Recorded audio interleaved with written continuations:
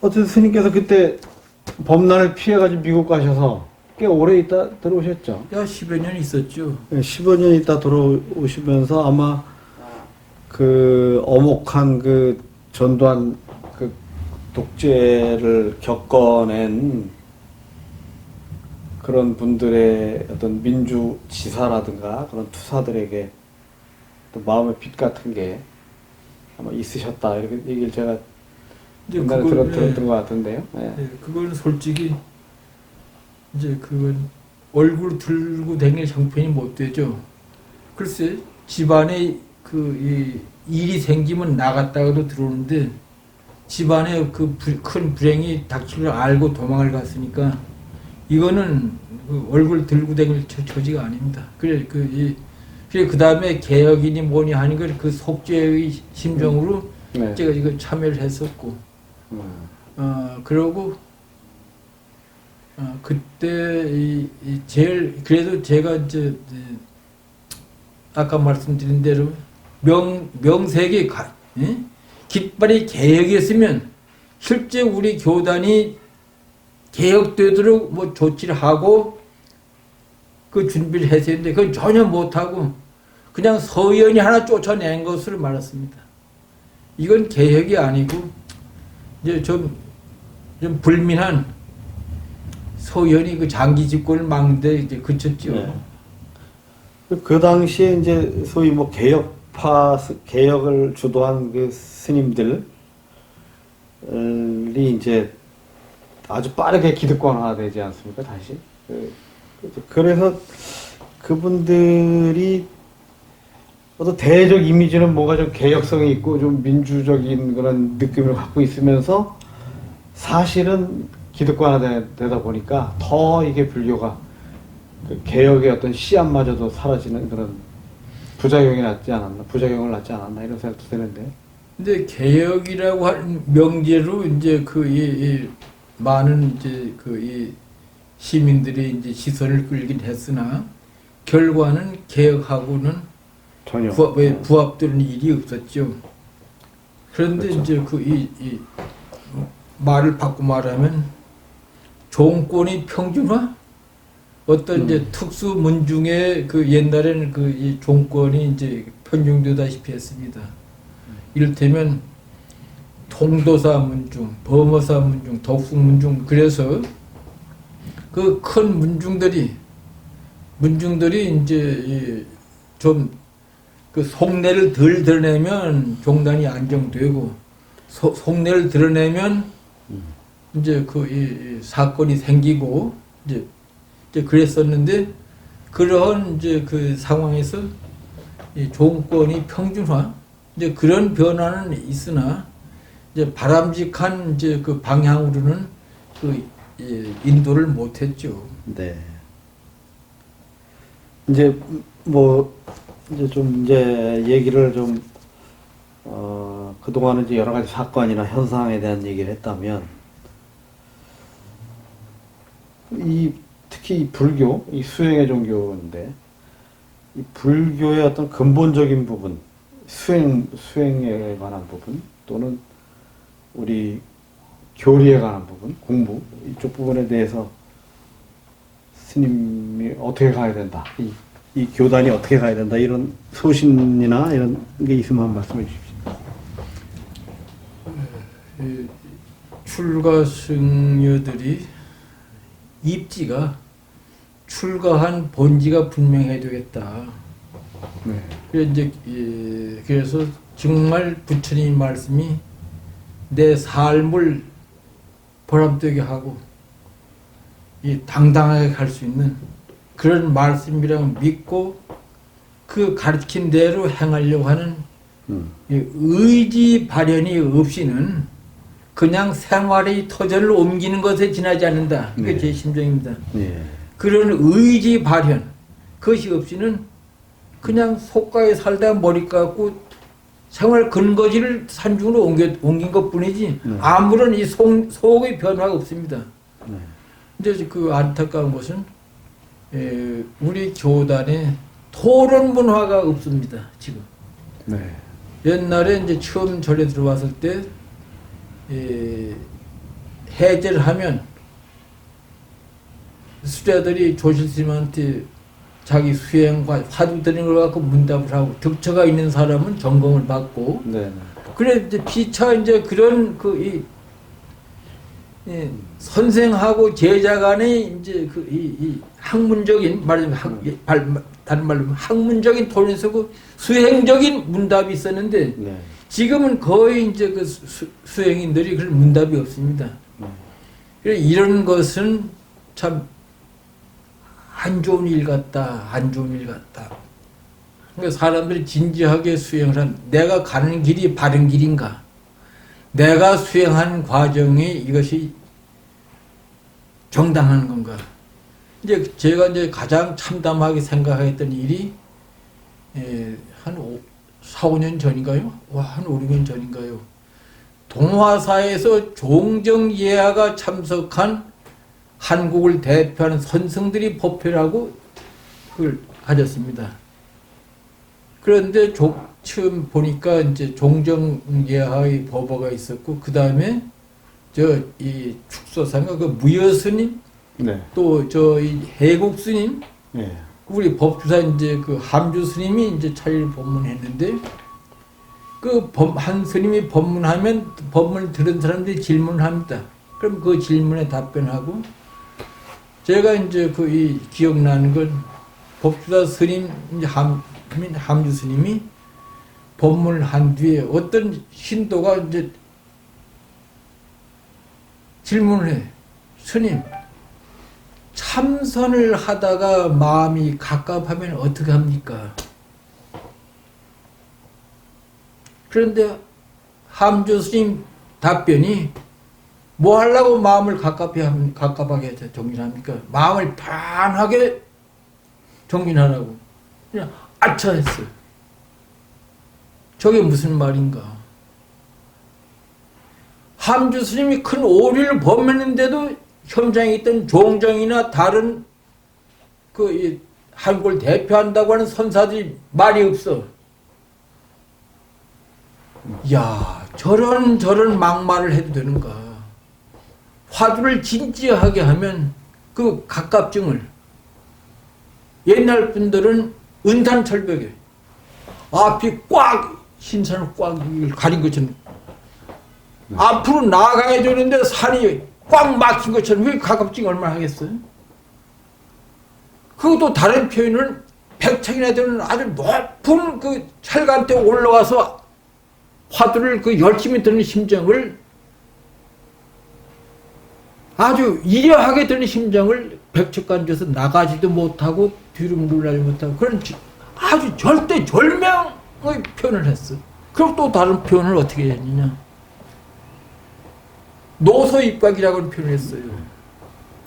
중국 남방에 사는 사람들이 추수기에 들쥐를 잡기 하는 방법으로 물소의 뿔을 이렇게 다 그 안을 제거해가지고 그 안에다가 이제 고기 같은 것을 이제 비린내나는 걸 밀어 넣어서 이제 논가에 놓으면 쥐들이 그 고기 냄새를 맡고 그 안으로 들어가는 거예요. 그래갖고 고기인데 그 물소뼈 그 뿔이 좁은 데까지 꼼짝 못하게 화두 들 때의 화두를 절실하게 들 때의 그 심경을 거기에 표현했어.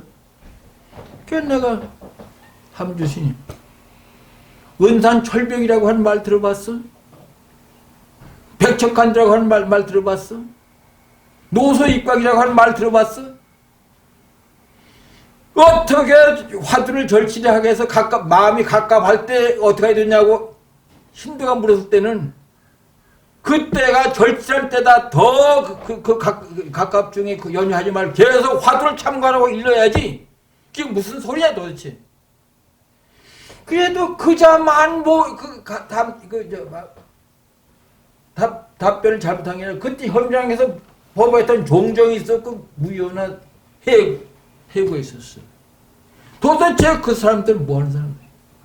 근데 그것이 현장이 불교 방송에 상중이 돼. 신문에 기록이 돼. 나는 그걸 보고 저 물건들이 한국을 대표하는 선생이라고 한다. 저게 한골 대표는 선생이냐? 저 사람들이 화두는 들어본 사람들이냐? 그렇게 그런 현상이 왜 벌어지냐? 평소에 토론이 없어요. 수행을 어떻게 하느냐, 잘하느냐, 못하느냐. 그렇게 토론이 없으니까 성철스님이 망발하는 거예요. 도노돈수라고. 도노돈수라고 그 말은 어록은 있으나 실상은 다른 거예요. 대종고가 뭐라고 하셨냐? 이직 도노나 이철은 뭘로 아나? 사비돈지라고. 사실은 우리가 꾸준히 정리해야 된다고. 그럼 성철스님이 도노돈수라고 하면 당신이 지금 부처냐 이런 얘기예요. 그런데 아함경에 아주 거기 절실한 말이 있습니다. 무슨 말이냐 하면 부처님 당시 어떤 바라문이 부처님한테 여쭈어요. 뭘 묻느냐. 고다마 사문이시오. 어떤 바라문이나 사문은 일시에 해탈한다고 하는데 고다마 사문이 견해는 어떠십니까? 그러니까 부처님께서 하신 말씀이 일시에 해탈한다고 하는 것은 과거에도 없고 현재에도 없고 미래에도 없다고. 그러한 소견을 가진 것은 무유시라고 그런 일이라고 했어요. 분명히 있는 말씀이에요. 그래서 도노돈수라고 하는 말은 대승경전도 안 맞고 부처님이 당시에 원시경전도 안 맞는 얘기예요. 그런데 그 말이 상용어처럼 돼? 그건 아닙니다. 근데 토론 문화가 딱 끊어지니까 떼거리가 많고 권 있는 사람이 뭘 얘기하면 반론을 못해. 학생들도 그렇고 이게 선생들도 그렇고 이게 토론 대화가 없는 이 집안이 아주 빈곤하기 그지없습니다. 근데 이런 걸 이제 그러니까 이 수행인들이 제 생각엔 수행인들이 활발하게 자기 정진하는 걸 대화하고 남을 인도하고 학문하는 사람들이 학문적인 그 문제가 있으면 서로 허심탄회하게 토론하고 그런데 불교 학계에서는 토론이 없어. 근데 이것이 이런 것을 좀 활발하게 진작하는 그런 그 노력이 있어야 되는데 이제 그런 게 이제 내 안이 불실하니까 안이 허하니까 이 말하자면 사변을 다루는 사람들이 제대로 못해. 사변을 다루는 사람들이 잘못된 것을 지적을 못해. 오히려 주와 종이 바뀌었어. 수행하는 사람들 뒷받침하는 것이 주지고 소인 보는 사람들인데 요새는 정진하는 사람들이 수행하는 사람들이 장식품인데 이거는 이래갖고는 안 되는 거예요. 근데 그런 거를 이 수행하는 사람들이라든가 혹은 옛날 부처님 당시에 무슨 곳에 스님네들이 쌈박 잡을 때 이제 신도들이 공양을 안 했잖아요. 예, 고삼. 예. 고삼비 신도들처럼 그런 신도들이 이 스님네들 분발시키고 그래야 되는데 이거는 뭐 고삼비 말씀이 나오셨으니까 기왕에 우리 지금 한국 불교 제가 불자들에게도 한 말씀 해주시죠. 저는 저는 기가 막힌 게 주홍이 시원찮으니까 신도들한테 무실당하고 짓밟혀도 그지 없어. 제가 2차 단식을 할 때 그 명제가 무엇이냐? 이자승과 문재인 청와대 함수관계 규명입니다. 예? 그래서 내가 이제 그걸 규명해야 되겠다니까 함세웅 신부가 18년 18년 12월 22일에 오셨어. 스님 심정을 제가 압니다. 그럼 제가 청와대에 가서 그 사람 설득하고 송기인 신부도 설득해서 이상의 잘못을 저지르지 말도록 하겠습니다. 제가 갔다 오도록 스님 단식을 시작하지 마세요. 신부님, 오늘이 22일입니다. 이틀 후면 크리스마스 이브입니다. 크리스마스 지나면 또 연말입니다. 신부님 바쁘시는데 언제 다녀오시겠습니다. 제가 그냥 하겠습니다. 그러니까. 기다리십시오. 제가 청와대 다녀와서 꼭 스님한테 그 좋은 소식 전해드리겠습니다. 그런데 12월 30일이 돼도 전화가 오지 않는 건 전화도 없어. 그래서 제가 전화를 드렸지. 신부님, 내일 모레면 설날이고 스님 정초된 바쁘실 것 같아서 제가 묵은 세배 드립니다. 새해도 건강하시고 나라와 결의를 위해서 훌륭한 일 많이 하시기 바랍니다. 하고 이제 전화를 드렸어요. 그래서 더 반응이 없어요. 그러고도 19년 1월 10일을 넘겼어요. 아무 그게 없어요. 어쩔 수가 없다고 그냥 단식을 해야겠다. 그래서 단식을 시작하는데 그런데 한 40여일 단식을 할 때 신도들이 뭐 근 20여 몰려왔어. 그런데 김영국 씨가 한 말이 스님 단식 내놓고 하는 게 뭐입니까? 스님 뭐 제자가 있습니까? 뭘 해서 스님 무슨 일 했습니까? 스님 단식백 하는 게 김영국 씨가 아주 열을 토해 단식백 할 게 모르겠습니다. 그런데 또 한 사람이 허모라고 하는 사람이 그 이제 키 크고 그런 사람이 뭐라냐? 옛날에 독립운동 한답시고 소영심에 취해서 폭탄이나 던지고 총질하는 거 하고 스님 단식하는 게 뭐 다르냐고 내가 놀래버렸어요. 나를 폄훼하고 그는 모르지만 옛날 목숨 버리고 독립운동한 분들을 소영심에 취해갖고 총질하고 폭탄 던지는 아이고야 저자가 신도요. 저는 그래갖고 아이고 내가 속이 없으니까 속이 변오니까 신도들한테도 저런 막말 듣는구나. 그래 그 다음엔 누구 앞에 뭐 나서기도 부끄럽고 부끄럽고 어쩌고 이거 모든 걸 내가 속을 채워갖고 내가 무슨 내가 변화해서 내 주변을 변화시키기 전에는 뭘 할 수가 없겠다. 그때 사실은 그 해서 그런데 참 기가 막힌 게 제 딸은 죽기 살기 위해서 어떤 계기를 마련하는데 꼭 내 권속들이 와서 그걸 막습니다. 71일째인가 월탄당이 권속들 몰고 와서 날 끄집어낸다는 거예요. 근데 그 꼴이 기가 막힌 거예요. 내가 만약 응하지 않고 그러면 날 이제 끄집어내서 차다하고 병원다 약속했다는 거예요. 청주병원으로. 참담해.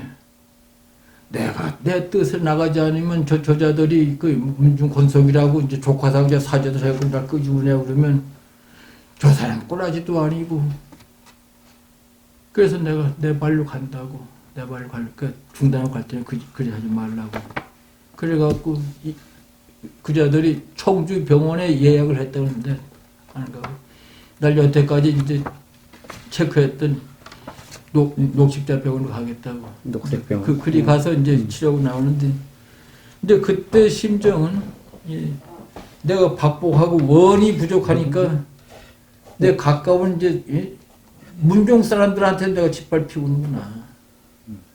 참 내 생은 내가 업을 잘 지어가지고 제발 이렇게 짓밟히는 일을 못 해야겠다고 생각을 했었죠.